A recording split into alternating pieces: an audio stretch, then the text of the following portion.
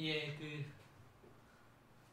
앞에 너무 시간이 쫓긴다고 막 너무 속도를 내서 얘기하다 보니까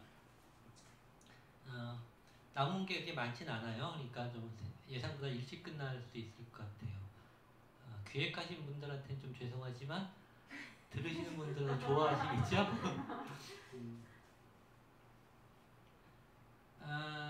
그런데 우리 이런 생각이 들어요. 그러니까 사람이 한 나이가 40대가 넘어가면요. 안 바뀌어요. 교육 한 번, 두 번 받는다고 사람이 바뀌지 않아요. 근데 그거는 우리와 다른 생각을 가진 사람만 그런 게 아니라 우리도 마찬가지예요. 저도 40대가 넘어가면서 그런 생각이 들어요. 참 내가 이런 활동도 오래 했을 거 아니에요. 뭐 학교 다닐 때부터 따지면 소위 말해 이제 운동이라고 사회 운동이라고 하는 영역에 오래 있었잖아요. 그런데 한 40대가 넘어가면서 참 내가 잘 변하지 않겠구나. 내 안에 쌓인 이 벽이 점점 두꺼워지는구나. 웬만한 충격이 오기 전에는 참 쉽지 않겠구나. 이런 생각이 들긴 해요. 저는 마지막으로 큰 변화를 겪었던 때는 제 아이가 태어나고 나서예요. 세계관이 바뀌더라고요, 아이가. 그 전에는 이제 사실은 동시대를 살아가는 사람들 간의 그 수평적인 관계망, 연대망 이런 걸 어떻게 만들까 이게 제일 큰 관심이었는데 아이가 태어나니까 이게 좀 바뀌더라고요. 이게 이 사람들 관계에서 이 수직적인 관계망이라고 할 수 있는 전 제 아이를 보면서 제 아버지에 대한 느낌도 달라지고 그런 게 되더라고요. 근데 어쨌든 그런 거 외에는 사실 별로 잘 변하지 않아요. 사람이 변화를 목적으로 하는 활동, 교육 이런 것들을 생각하면 참 좌절스러울 때가 많죠. 특히 성인들을 대상으로 할 땐 더 그래요. 근데 저는 그렇다고 민주시민 교육의 의미가 없냐 그렇게 생각하지는 않아요. 그게 아니고 저는 사람들이 사람을 바꾸는 건 쉽지 않아요. 성인이 된 사람들은. 하지만 바꿀 수 있는 게 있어요. 교육이나 이런 경험들을 통해서 일하는 방법, 다른 사람들과의 관계만은 바꿀 수가 있더라고요. 어떻게 관계를 형성해야 되는지, 어떤 관계 형성해야 되는지, 그리고 내가 뭘 하려고 할 때 이걸 어떻게 해야 되는지 하는 그런 태도나 관계망은 변화시킬 수가 있더라고요. 그런 교육들을 통해서. 제가 말하는 교육은 아까도 말씀드렸지만 강의 듣고 뭐 이런 거 프로그램만이 얘기하는 게 아니라 전반적인 과정을 통해서 그런 경험들을 저는 여러 번 해요. 특히 주민자치위원들하고 관계 이렇게 교육하거나 뭐 이런 걸 보면서 처음에는 저 후배가 그런 얘기를 하는데 이 친구가 주민자치위원들에 대한 교육을 굉장히 많이 했어요. 자기 지역에서 YMCA에 있는 광명이 아니라 다른 지 YMCA에 있는 친구가 그런데 그 친구가 그런 얘기를 하더라고요. 그렇게 맨날 갈 때마다 뭐 이렇게 전지 깔고 뭐 이렇게 종이 카드에 쓰라 그러고 토론하고 뭐 그래서 합의하고 해서 결정하고 이걸 계속 반복했더니 사람들이 자기가 없을 때도 회의를 하는데 얘기가 좀 이렇게 다른 얘기가 나오면 전지 갖다 놓고 종이 카드 갖다 놓고 써서 토론합시다 뭐 이렇게 하더라는 거예요. 저는 그런 변화들은 가능할 수 있다고 보는 거예요. 그래서 저는 함께 일하는 태도, 방식 그리고 관계만은 그런 교육을 통해서 바꿀 수 있다. 우리가 사람으로 아주 바꾸는 게 그것을 하려고 하는 게 아니라 이 정도만 변화시킬 수 있어도 저는 함께 일하거나 이런 데에서 굉장히 많은 변화를 만들어낼 수 있고 사회의 변화를 만들어내는데도 큰 기여를 할 수 있다 이렇게 생각을 합니다. 민주시민의 사회적 지향 이 얘기는 어떤 얘기를 하고 싶었냐면요. 우리가 민주시민이라고 하는 것이 결국 뭘 하려고 하는 거냐라고 하는 얘기를 좀 하고 싶어서 그런 거예요. 우리가 지금 우리 사회가 민주주의라고 하는 문제만이 아니라 전반적으로 사회적 위기라든가 이런 것들은 어떻게 보면요. 우리들의 관계망이 이렇게 서로 상호 부조적인 관계망이나 해체되고 상호 경쟁적인 관계망 중심으로 쭉 이어져 왔기 때문에 꼭 계속 강화되기 때문이라고 저는 생각을 하는 거예요. 우리는 주류 사회의 사회 발전 논리는 시장에서의 경쟁을 통해서 우리 사회가 발전한다고 이렇게 배워왔어요. 이렇게 얘기하는 저도요. 어릴 때부터 학교에서부터 그런 교육을 받아왔기 때문에 제 DNA에 아주 깊숙이 각인되어 있다고 하는 걸 부정하기 힘들어요. 하지만 그런 경쟁 중심의 사회가 만들어낸 게 지금의 이러한 우리 사회의 모습인 것이죠. 예를 들면은 여러분들 물건을 살 때 우리는 싸고 좋은 제품을 사기를 원하잖아요. 모든 사람들이 그러죠. 근데 싸고 좋은 제품을 사려면 한 가지 전제가 필요하죠. 그 물건을 만드는 사람들이 저임금을 받아야 된다는 거예요. 싸고 좋은 먹거리를 우리가 사고 싶잖아요. 그런 농민들이 제값을 생산의 원가에도 미치지 못하는 그 노동력을 투하해도 별로 돈을 못 벌는 방식으로 그 농산물을 애써 키운 농산물을 팔아야 된다고 하는 전제가 붙는 거죠. 만약에 우리가 잘 아는 형제 자매나 아주 친한 친구가 농사를 지어서 그걸 파는 사람이라고 생각해 보세요. 우리가 잘 아는 형제 자매나 그런 사람들이 우리 옷을 만드는 공장의 노동자라고 생각해 보세요. 그래도 우리는 여전히 싸고 좋은 제품을 원할까요? 아마 그러진 않을 거예요. 그것보다는 좋은 제품을 적절한 가격을 주고 살아야겠다 이런 생각을 하게 되겠죠. 근데 우리는 그걸 만드는 사람이 누군지 몰라요. 모르죠. 그러니까 누군지 모르니까 걔네들이야 무슨 피해를 당한 건 말고 나는 싸고 질 좋은 제품을 사고 싶어 하는 거예요. 그러다 보니까 온갖 우리 건강에 안 좋은 생산품들이 막 만들어지고 유통되고 그런 것이죠. 사실은 우리는 어렸을 때부터 그렇게 배워왔어요. 공부 잘하라고 하는 것부터 시작해서. 근데 우리 사회는 점점 양극화가 심해지고 있죠. 근데 위너와 루저의 비율이 또 굉장히 변해요. 제가 빈민지역에서 처음에 활동하기 시작했던 80년대만 하더라도요.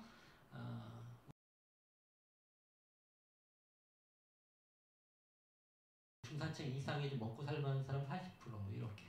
그러다가 IMF 90년에 들어와서 이게 그리고 IMF 터지면서 80대 20의 사이에 90대 10의 사이로 급격히 양극화가 심화됐어요. 지금 90대 10의 사이라고 하는 걸 부인하는 학자들은 별로 없어요. 그런데 우리 사회는 거기서 만족하지 않죠. 우리 사회는 99대 1의 사이로 급속하게 재편되고 있어요. 한 10여 년 전에 미국에 금융위기가 왔었죠.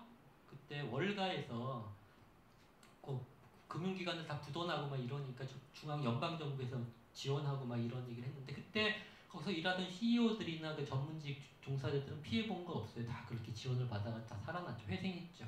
누가 피해봤냐? 개미라고 하는 사람들. 그러니까 소액을 자기 전 재산이지만 소액을 투자했던 사람들은 다 거지가 돼버린 거예요. 그 사람들이 이제 항의하기 위해서 월스트리트 가 있는 공원들을 점거했던 운동을 혹시 기억하시는지 모르겠어요. 아큐파이 운동이라고 됐죠. 공원 점거 운동 이렇게 했죠. 그 사람들이 들고 나온 플랜카드에 가장 많이 등장하는 게 이거예요. 우리가 99%라고 하는 거죠. 이제 우리 사회는 1대 99의 사회로 급격하게 재편되고 있는 거예요. 그런데 우리는 한평생 내가 그 1%에 들어야 된다고 하는 그것을 위해서 한평생을 자기의 현재 행복을 추구하기보다는 현재 행복을 다 뒤로 유보하고 무한 경쟁에서 이기기 위해 자기의 모든 걸 희생하는 그런 사회가 되고 있는 것이죠. 그래서 사람들은 바야흐로 우리 사회는 각자 도생의 사회가 됐다고 이렇게 한탄을 하죠. 근데 각자 도생의 사회도 저는 넘어갔다고 생각해요. 이미. 왜 그러냐면 각자 도생의 사회는 내 옆에 있는 이웃이 어렵고 힘들어? 그게 나하고 무슨 상관이야. 나도 어렵고 힘든데. 이게 각자 도생의 사회잖아요. 그런데 지금은 그렇지 않죠. 나도 힘들고 내 이웃도 힘든데 내 이웃이 내가 가지는 요만한 자원을 가지고 있으면 그것을 너무나 당연하게 뺏어버려요. 좀 과장됐다고 생각하실지 모르겠지만 실제 그런 사례를 제가 굉장히 많이 들 수 있어요. 예를 들면 대표적으로 한 3년 전인가 서울 강서구에서 특수학교 짓는 것을 주민들이 집값 떨어진다는 이유로 벌떼같이 몰려가지고 반대했죠. 여론에 엄청난 역풍을 맞았죠. 하지만 그 사람들은 자기들이 왜 잘못했는지 몰라요. 왜? 니들도 똑같은 놈들이면서. 광명에다가 동네에다 그거 특수학교 준다 그러면 광명에 그 근처에 사는 주민들은 반대하지 않을까요? 당연히 들고 일어나서 반대할 거예요. 보세요. 우리 사회에서 장애인으로 살아간다는 게 얼마나 힘든지 아시죠? 특히 우리 사회에서. 그 사람들이 살아가는데 가장 최소한의 기본 권리가 교육에 대한 권리잖아요. 그런데 우리가 집값이 떨어진다는 이유만으로 가뜩이나 힘들게 살아가야 되는 장애인들의 가장 최소한의 권리도 짓밟고 있는 거잖아요.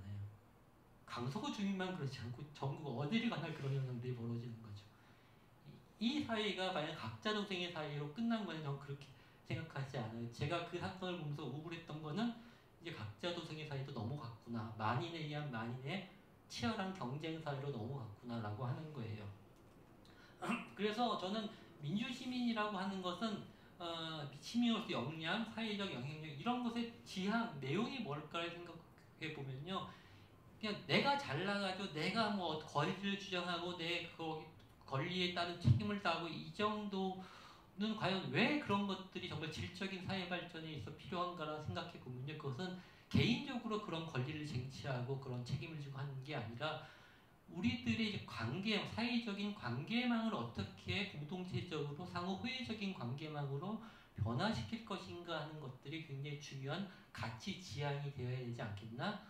이런 말씀을 드리고 싶은 거예요. 이 사진은 마을 공동체 그쪽에서 그 업계 제가 이 시민사회 벽이 높다고 얘기했잖아요. 그래서 비아냥거리는 주로 업계라고 얘기해요. 마을 공동체 업계, 주민자치 업계, 민주시민교육 업계 이렇게 좀 비아냥 같듯이 표현을 하는데 마을 공동체 업계에서 꽤 유명한 사진이에요. 혹시 보신 적 있으시죠? 우분투라고 하는 사진이에요. 이 사진 마을은 어떤 거냐면 이런 거예요. 어떤 아프리카 마을에 어떤 사람이 가난한 아프리카 부족 마을에 이 과일 바구니 하나 들고 들어와서 아이들이 막 노니까 그 아이들에게 이런 제안을 했대요. 뛰어서 저까지 뛰어서 제일 먼저 들어온 애한테 이 과일 바구니를 다 주겠다 이렇게 제안을 했대요. 그랬더니 아이들이 옆에 있는 친구들 눈치를 싹싹 보더니 같이 손을 잡고 막 뛰어서 같이 손을 잡고 들어와서 동그랗게 둘러앉아서 그 과일 바구니를 나눠 먹더라는 거죠. 그걸 제안했던 사람이 하나님한테 물어봤대요. 야, 네가 제일 먼저 뛰어서 들어왔으면 네가 독차지할 수 있었을 텐데 왜 친구들 손을 잡고 같이 뛰어서 같이 들어와서 나눠 먹니? 라고 얘기했더니 그 아이가 하는 말이 제 옆에 있는 친구가 불행한데 어떻게 나만 행복해질 수 있겠어요? 라고 대답했대요. 우분투라고 하는 말의 뜻은 아프리카 부족말인데 그런 뜻이래요. 이웃이 불행하면 나도 행복해질 수 없다라고 하는 그런 뜻이래요. 우리가 민주시민으로서의 역량을 강화한다고 하는 것이 어떤 의미가 있을까? 이러한 공동체적 내공을 키우는 것 굉장히 중요한 우리의 민주시민의 어떤 내용적 지향이 되어야 되지 않을까? 그런 말씀을 좀 드리고 싶어서 이 말씀을 드렸고요. 자, 이제 민주시민 교육 운동가의 자세 뭐 이런 자세 얘기하니까 이제 좀 약간 꼰대스러워요. 근데 이제 나도 말씀드리겠지만 제가 민주시민으로서 역량이 굉장히 여러분보다 훨씬 크기 때문에 가르치듯이 얘기하는 게 아니라 우리가 이렇게 해야 되지 않냐고 상호 좀 교류, 상호 공유 이런 것들을 좀 같이 해보고 싶어서 저도 이런 얘기를 하면서 또 자극을 받죠. 내가 이런 얘기를 했는데 나도 엉뚱한 짓을 하고 다니는 듯이 자극 좀 있는 거죠. 나는 민주시민 교육 운동을 하는 활동가인가? 아닌가? 활동가란 무엇인가? 뭐 이런 것들도 생각해 볼 필요가 있어요. 나는 가르치는 사람인지 아닌지 뭐 이런 것도 있죠. 그리고 내가 민주시민 교육 운동을 하는 활동가라고 한다면은 과연 기능적으로 그런 교육들을 잘할 수 있는 사람이 되는 것이 중요한가? 전 그건 아니라고 생각해요. 저는 민주시민 교육 운동을 하는 활동가로서의 자신감, 확신 이런 것들은 바로 다양한 직접 참여해서 내 주변으로부터 조그만 걸 변화시켜본 경험들 나 스스로도 갖는 게 필요하다고 생각해요. 그런 걸 통해서 내가 민주시민 교육 활동가로서의 역량을 키워나가는 거죠. 그런 의미에서 저는 민주시민 교육 운동을 하는 사람들이 가르치는 사람이 아니라고 생각해요. 내가 뭐가 쌓은 게 있으니까 기능을 언택 전수하겠다라고 하는 가르치는 사람이라기보다는 저는 가리키는 사람이 되어야 된다는 게 제 생각이에요. 우리 같이 저 목표, 저 지향을 향해 함께 나아가지 않을래? 같이 나아가자. 이렇게 제안하고 같이 나아가도록 옆에 있는 사람 어깨 동무하고 이렇게 하는 사람이지 내가 민주시민으로서의 역량이 너무 다 크니까 내가 널 뭘 가르칠 거야 라고 하는 거는 아닌 것 같아요. 아까 말씀드렸지만 제가 강의한다고 거기 서 있지만 제가 여러분들에게 가르칠 수 있는 자격이 있는지 저는 그것도 잘 몰라요. 저도 고민이 많고 조금씩 나의 그런 민주 시민으로서의 내공을 키우고 싶고 키워나가는 과정. 그래서 저는 운동이란 말을 좋아해요. 내가 완벽해서 다른 사람들에게 강의하는 거 아니고 내가 완벽하기 때문에 활동가로 다른 사람들을 이렇게 이끄는 게 아니라 저는 동업자 이런 말 동업자가 아니라 뭐죠? 구도의 길을 가는 동역자. 저는 운동은 구도의 길을 가는 것과 비슷하다고 생각해요. 사람들이 모두 도를 깨치기 위해서 노력을 하죠. 구도를 하는 사람들은 부처가 되기 위해서 절에 가서 수도도 하고 그렇죠. 그렇지만 그렇다고 해서 모두 부처가 되는 건 아니에요. 모두 도를 깨우치는 건 아니에요. 그러면 부처가 되지 못하면 스님들은 아무 의미가 없을까요? 내가 도를 깨닫지 못하면은 내가 하는 모든 활동들이 의미가 없을까요? 저는 그건 아니라고 생각해요. 단지 어제와 다른 나, 1년 전과 다른 나를 조금씩 만들어 나가는 과정이 내가 운동을 하는 과정이라고 생각해요.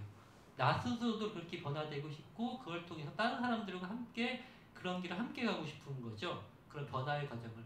그걸 통해서 사회도 변화시키고 싶은 거예요. 저는 이런 얘기 제가 젊었을 때 선배가 이런 얘기할 때 무슨 저런 쓰잘데기 없는 얘기를 하나 이런 생각이 들었지만 제가 나이가 들면 들수록 저도 그런 생각이 많아져요. 세상이 변한다는 것 그거는요. 내 주변에 있는 사람들이 변한다는 것 그거는 내가 변한 만큼만 변할 수 있어요. 내가 변하지 않고 세상을 바꾸겠다, 세상을 변화시키겠다 그것처럼 허황된 말이는 없다고 생각을 해요. 내 주변에 있는 사람을 변화시키겠다. 나는 안 바뀌는데 저 사람은 바뀔까? 저는 그렇지 않다고 생각해요. 그래서 우리가 민주시민 교육 운동을 한다고 하는 것도 내가 저 사람에게 뭘 가르치는 사람이 되고자 하는 게 아니라고 생각해요. 우리 함께 이 길을 함께 가지 않으려고 꼬셔서 같이 어깨동무하고 이렇게 그 길을 걸어가는 사람이 우리가 되고자 하는 게 아닐까. 활동가는 그런 거라고 생각하거든요. 함께 그 길을 가도록 다른 사람들을 지원하고 같이 끌기도 하고 밀기도 하고 때로는 내가 힘들면은 내 주변에 있는 사람이 날 밀어주고 끌어주기도 하고 이런 과정들을 만들어 나가는 게 우리가 민주시민 교육 운동한다고 하는 게 아닐까? 그래서 저는 가르치는 사람이 아니라 가리키는 사람이 이것도 굉장히 성부적이죠. 저거 우리 좋지 않아 라고 가리키는 사람 이런 사람이 돼야 되지 않을까. 민주시민 교육 운동을 한다는 활동가들은 좀 그런 생각이 듭니다. 마지막 슬라이드예요. 이게 그거네요. 가르치는 사람이 된다고 하는 것은 함께 동역자로서 같이 그 길을 가는 사람이 돼야 된다는 거죠. 그래서 저는 많이 그런 걸 봐요. 특히 교육운동을 하는 사람들에게 그런 오류를 많이 봐요. 그럼 교육운동하는 사람이 아니라 시민운동을 하는 사람들에게서도 많이 그런 걸 봐요. 저는 가끔 그런 얘기를 많이 해요. 같이 이런 활동하는 동료들에게 왜 우리는 계몽주의적이지? 나는 아는데 왜 쟤는 모르지?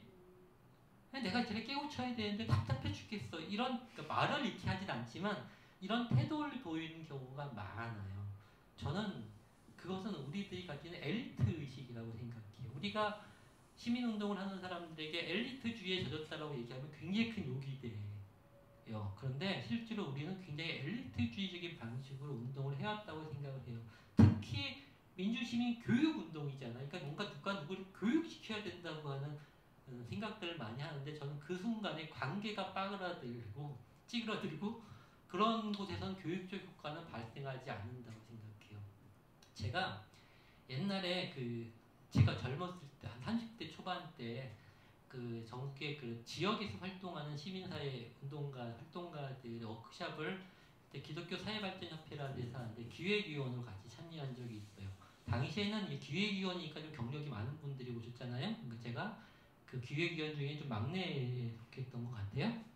근데 그 사람들하고 이렇게 얘기를 하다가 이제 그 사람들이 어떤 얘기를 했냐면 우리가 어떤 생각을 하는지 알아야지 우리 같이 공동으로 기획할 거 아니야. 그래서 MT를 갔어요. 얘기하다가 나는 왜 이 사회운동을 시작하게 됐는가라는 얘기를 했거든요. 참 재미있는 현상이 발견됐어요.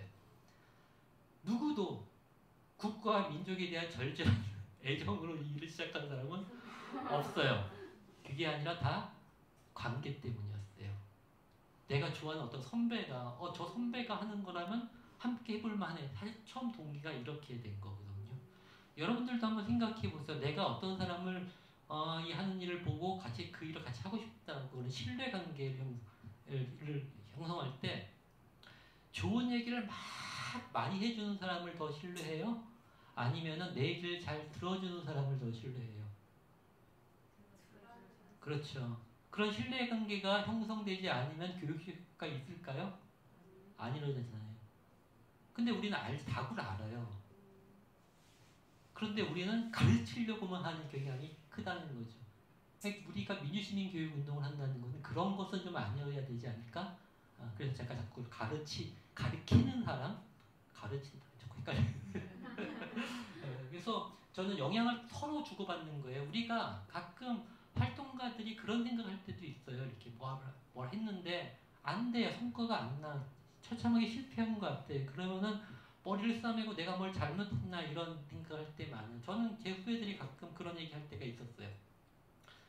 전화 걸고는 이렇게 울먹이는 목소리로 뭐 이게 왜 이 모양 이 꼴이 돼서 정말 난 너무 좌절스러워. 내가 뭘 잘못했나 봐. 저는 그때 그렇게 얘기해요. 넌 그것도 교만한 거라고. 너 때문에 일이 잘못됐으면은 네가 잘하면 뭐가 잘 되면 그것도 너 때문이라고 생각하겠네? 이런 거죠. 그러니까 너 때문이 아니라 그 사람들이 잘못한 거예요. 그 사람들이 못한 거예요. 나는 도와주는 사람인 거지 내가 하는 주체가 활동가라고 하면 그건 아닌 거죠. 그러니 우리도 그러니까 뭐 두 가지 측면인데 우리도 같이 성장해야 하는 사람이다라고 하는 인식 받아들여야 되고 그 얘기는 뭐냐 하면은 내 스스로에 대해서도 이렇게 여유 있게 날 바라볼 수 있어야 되는 거예요. 제가 아까 활동가는 이래야 되지 않냐는 얘기를 했지만 나는 그렇게 못해. 아이씨, 나는 자격이 없나 봐. 이런 생각을 하는 거는 그럼 누구도 할 수 없어요. 그렇게 따지면 저도 이런 얘기하는 저도 그런 자격 없어요. 하지만 우리가 이렇게 주민들을 만나거나 그럴 때 일반 시민들을 만날 때 그분들에 대해서 우리는 좀 포용적이어야 된다. 좀 이해의 폭을 넓혀야 된다. 뭐 그러면서 사람들 대하잖아요. 근데 왜 나에 대해서는 그렇지 않죠? 나도 똑같은 사람이에요. 그것도 교만한 거예요. 나도 마찬가지 그 과정에서 배우고는 사람인 거죠. 같이 성장해 나가는 사람이라는 걸 인식할 수 있어야 돼요.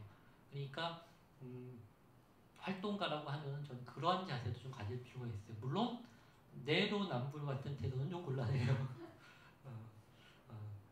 이 운동을 오래 했던 선배들을 보면요 잘하는 게 하나 있어요. 합리화를 잘해요.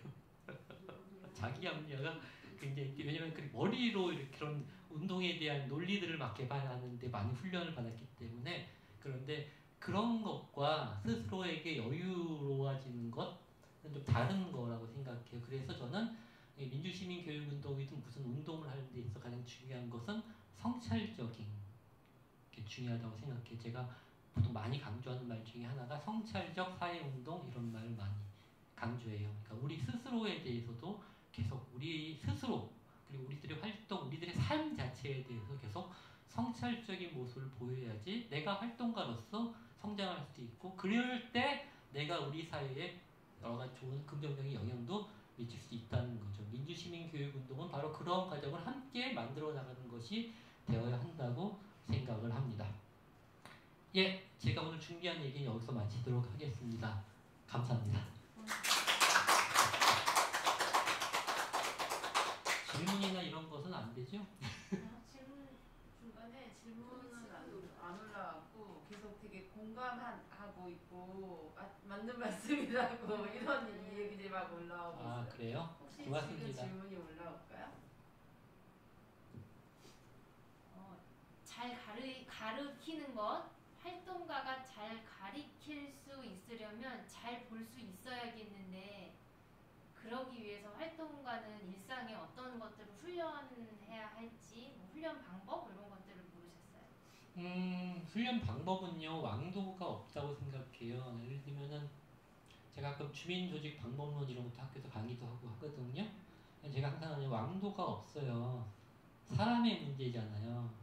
사람은 다 천차만별이잖아요. 그러니 왕도가 있을 수는 없다고 생각해요. 하지만 다양한 실패를 겪더라도 다양한 경험들을 해보는 게 중요해요. 근데 그 경험들이 정말 자기의 성장시키는 것이 될 건가, 될 수 있냐 없냐의 문제는 아까 말씀드렸듯이 끊임없이 자기를 성찰하는 거예요. 어떤 사업은 그러니까 평가한다 그러잖아요. 사업을 하고 나면 꼭 평가를 하잖아요. 그런데 우리는 그 평가를 하기 위해서는 시간과 돈을 투여해요. 이게 요즘에 중요하다고 인식이 됐으니까. 그런데 정작 활동가 스스로가 성찰할 수 있는 그런 것에는 시간과 돈을 잘 투여하지 않아요.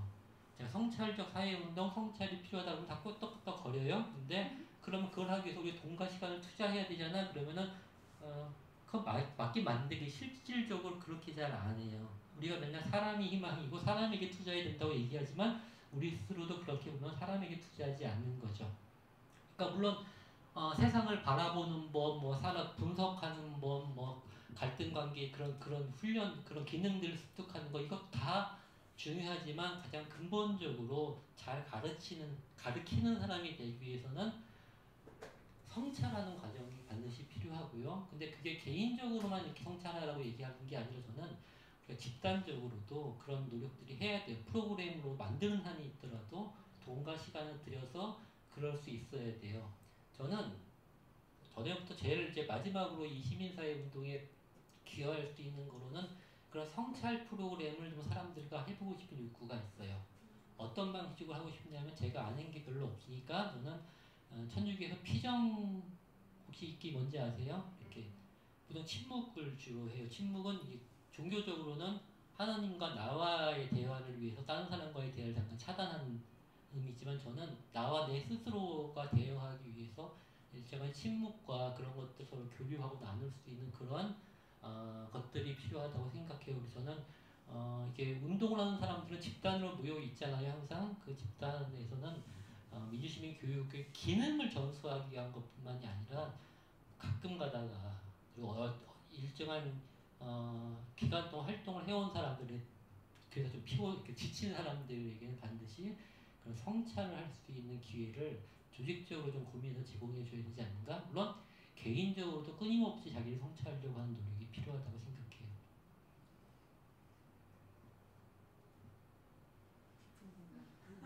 깊은 공감이 되는.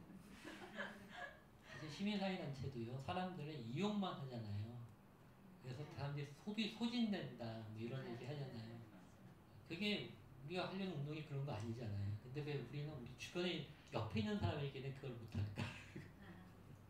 활동가들이 그만큼 중요할 텐데. 그리고 이런 활동가들이 더 많아져야 되잖아요. 그럼 당연히 있는 사람들이 거기서 재미있게 보람과 긍지를 갖고 일할 수 있도록 만들어주는 게 중요하잖아요. 이렇게 얘기하면 다 끄떡끄떡 거려요. 근데 정작 우리는 우리 사업 속에 그것을 중요한 몫으로 이렇게 배치하지를 잘 못해요. 너무 바빠서 그렇죠? 너무 바쁘다는 것도 생각해볼 문제예요. 너무 바쁘죠? 왜 바쁜가 생각해보면요. 사업하느라고 바빠요. 저는 요즘에 어떤 현상을 많이 보냐면은 사업들이 제도권을 편입되는 일들이 많이 생기면서 사업들이 많아져요. 그러니까 사람들이 만나면 사업 얘기만 해요. 이 일을 어떻게 잘해야 될까 하면서 어떤 문제가 있나 이런 얘기만 해요. 그래서 요즘에 약간 좀 과장되기도 했지만 이렇게도 표현해요. 운동은 사라지고 사업만 남았구나.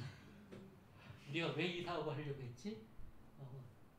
쓸데없는 것 같아서 이런 얘기가 항상 끊이진 않아야 된다는 게 제 생각이에요. 질문이 또 하나 올라왔는데요. 예. 아이들이 민주시민으로 경험하면서 자라야 하는데 혹시 아이들의 민주시민 경험에 대해서 고민하시고 있는 게 있다면 요즘 학교 민주시민 교육에 대해서 이야기도 많이 나오고 있는 것 같은데 어떤 고민하고 계시는 게 있다는 말씀해 주세요. 고민 별로 없어요. 그거는 인정을 해요. 그러니까 교육으로 사람들이 변할 수 있는 건요. 아이들은 가능해요. 20대 전까지만 하더라도 교육으로 가능해요. 예를 들면 제가 사회운동을 한 것은요. 제 체험으로 한 게 아니라 학습받은 거죠. 선배들로부터 한 책을 보면서 학습받으면서 이게 의식이 바뀔 수 있었던 거니까 아이들에겐 그게 가능해요. 그래서 민주시민 교육 프로그램 있잖아요. 이거는 성인들보다는 학교에 많이 좀 강조돼야 되는데 저는 잘 몰라요. 아이들이 잘 몰라요. 솔직히 말씀드리면 저는 요즘에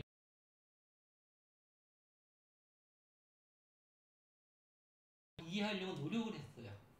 그러다 어느 순간 깨달았어요. 그것도 나에 대한 폭력이라는 걸 깨달았어요. 나하고 너무 다른데 그걸 왜 꼭 이해해야 되냐. 저는 그냥 그래서 바꿨어요. 어, 이해할 게 아니라 인정하면 되는 문제이지. 굳이 내가 꼭 그걸 이해할 필요는 없어. 이런 거거든요. 뭐 질문하고 다른 얘기인데요. 사실은 그쪽은 제가 잘 몰라요. 솔직히 말해서.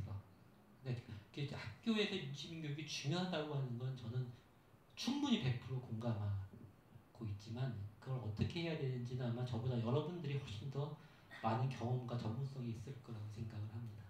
죄송합니다.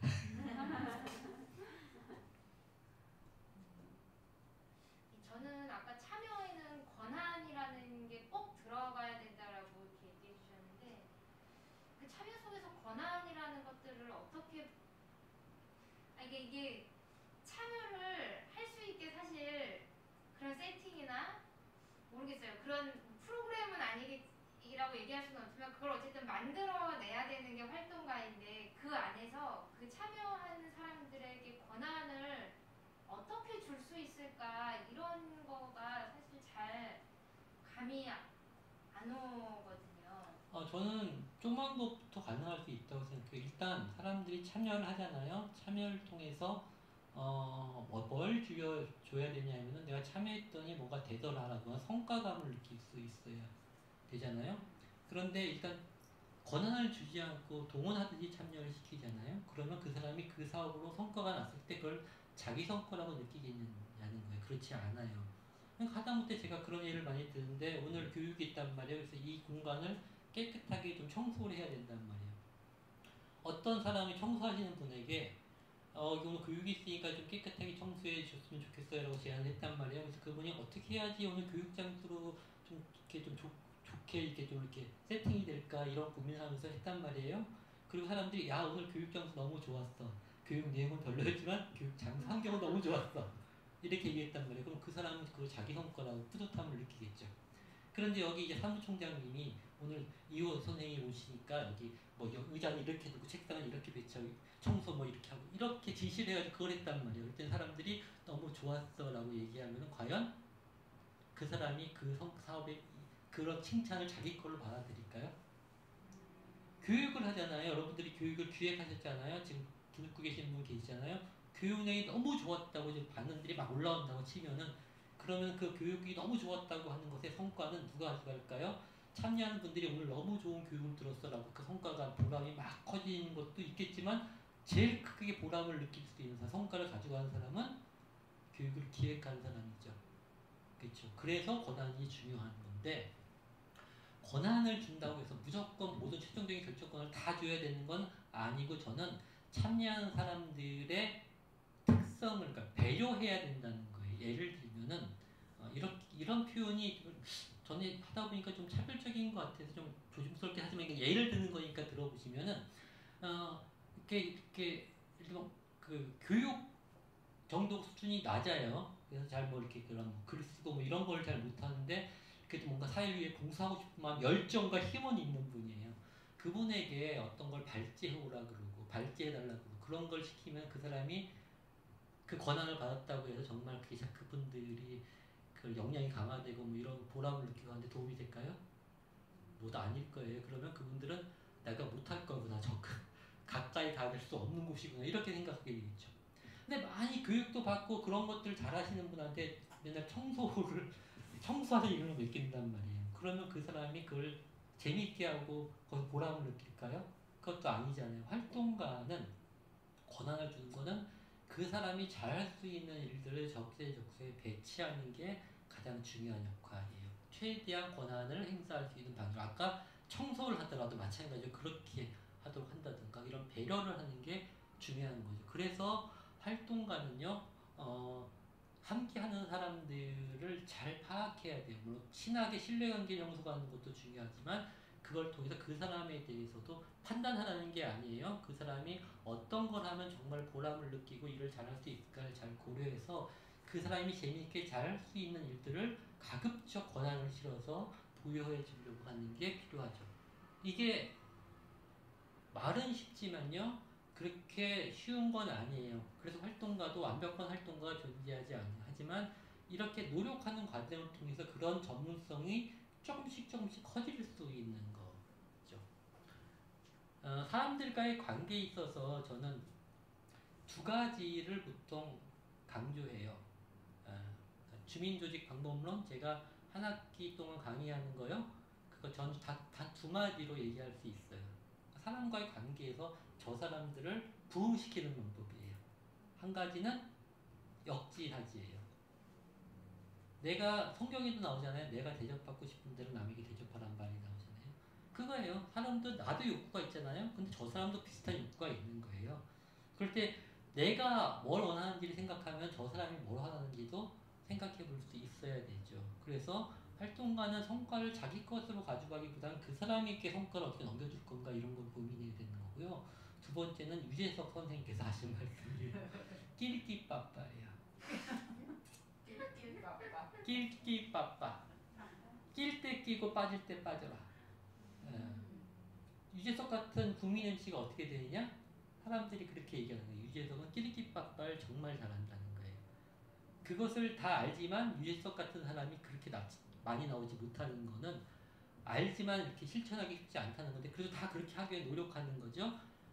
마찬가지로 사람들과의 관계에서도 내가 끼어들어서 막 이렇게 견인해야 될 때도 분명히 있어요. 하지만 어떤 때는 좀 안 돼서 또 옆에서 지켜보기만 할 때도 있는 거죠. 어떨 때 끼어들고 어떨 때 빠져야 되느냐? 그걸 어떻게 제가 말할 수 있겠어요. 상황마다 다 다른데 그 현장에 있는 사람들이 그걸 적절하게 활용하기 위해서 끊임없이 노력하는 과정을 통해서 끼리끼빠빠가 좀의 능력이 좀 커질 수 있고 그러면 언젠가는 유재석까지 될 수도 있다는 거죠. 그렇게 능력을 키워나가는 거예요. 사람과의 관계에서는 전 두 가지가 굉장히 중요하다고 생각해요. 개인적인 질문이 하나가 또 올라왔는데요. 이제 가정 내 민주주의 되게 중요한데 선생님 가정에서는 민주적 이 가정을 위해서 어떤 실천을 하고 계신 게 있던가 아니면 과거에 했었던 아니요, 뭐 별로 노력하지 않아요. 그냥 어차피 저는 예를 들면 저희 집에서는 설거지하고 밥하고 이런 게 누구의 역할로 고정돼 있지 않아요. 처음부터 그랬어요. 지금 좀 후회하기도 하는데 신혼 때 처음에 했을 때 이제 아내가 밥을 차려줬어요. 내가 밥을 먹고 내가 설거지 하려고 했더니 아내가 자기가 하겠다 그러더라고요. 그래서 제가 그런 말을 했대요. 아내한테 깊이 인상이 났네요. 나도 이렇게 습관되면 안 돼. 그리고 제가 설거지를 했대요. 그게 좀 요즘 약간 후회가 되긴 해요. 왜냐하면 아내가 밥을 차려주잖아요. 그러면 당연히 나보고 설거지 하래. 내가 밥을 차렸으니까. 내가 밥을 차려주잖아요. 그러면 아내가 뭐라고 하냐면 하는 김에 맞아요. 아니 뭐 그게 꼭 이제 뭐 민주적이다 이런 건 아닌데 글쎄 특별히 노력하지는 않아요. 그런데 일단 제 아내는 부당한 걸 못 참아요. 제가 그리고 뭐 저희 애도 뭐 그럴 수 있죠. 제 입장과 애의 입장은 좀 다를 수 있겠지만요. 제가 제일 뿌듯하게 생각하는 게 제 애예요. 왜냐면 어느 날 아내는 뭐 애가 뭐 해달라 그러면 막 그냥 해줘요. 저는 따져요 자꾸. 왜 필요하느냐, 뭐냐, 꼭 필요한 거냐. 그럼 꼭 그렇게 비싼 걸 할 필요가 있냐, 싼 걸 이렇게 따져요. 근데 이제 뭐 아내하고 막 그런 얘기를 하다가 막 둘이서 얘기하길래 내 옆에서 뭐 엄마가 잘 사주고 뭐 이런 얘기를 하길래 그럼 아빠는 그랬더니 아빠는 존경하는 거고 그러더라고요. 저는 제가 살면서 가장 뭐랄까 보람을 느낀 순간 중에 하나가 그거였어요. 뭐 이게 저희가 가정에서 민주적이다 이런 걸 자랑하려고 하는 그건 저도 잘 모르겠지만 특별히 노력하는 건 없어요. 하지만 그냥 그렇게 살아가는 거죠. 동료로서 그냥 살아가는 사람들과의 관계로서 살아가는 거라고 생각하고요. 물론 제 아내한테 물어보면 좀 다를 수도 있어요. 제 아이한테 물어보면 좀 다를 수도 있겠지만 뭐 저는 그래요. 질문의 상대가 잘못된. 그렇죠. 제 아내나 제 아이한테 물어보면 저렇게 얘기하는데 진짜 그래요라고 물어보셔야 되겠죠. 근데 그거는 저도 인정하는 게 저는 우리 사회에서 50년, 한 60여 년 전에 남자로 태어나서 남자로서 교육받으며 살아왔어요. 그러니까 그 문화에서 저도 자유롭지 못해요. 그래서 제가 예를 들면 젠더 감수성을 계속 강조하고 저도 그걸 높여나가겠다고 노력은 하고 있지만 제가 지금 젠더 감수성이 굉장히 높다? 이건 자신할 수 없어요. 단지 저는 그게 필요하다는 생각을 하고 있는 거고 그걸 높여나가기 위해서 노력해야겠다 이런 생각을 하고 있는 사람이지 제가 지금 상태가 뭐 젠더 감수성이 높다던가 이렇게는 자신 있게 말씀드릴 수 없어요. 그거는 솔직히 그래요.